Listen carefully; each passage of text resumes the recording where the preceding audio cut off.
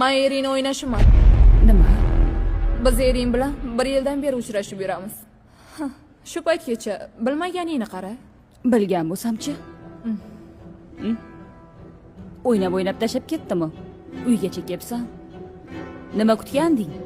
Oilasidan ajrashib, sen bilan yashash kerakmidi? Erkaklar ham ahmoq emas. Senga o'xshaganlarni o'ynab, keyin baribir oilasiga qaytishadi. Ering meni sevadi. Begim, Oh!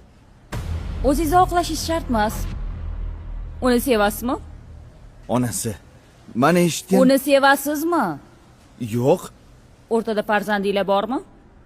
Yo'q, albatta. Nima deganing bu? Eshitdingmi? U san o'ynab bo'lgan.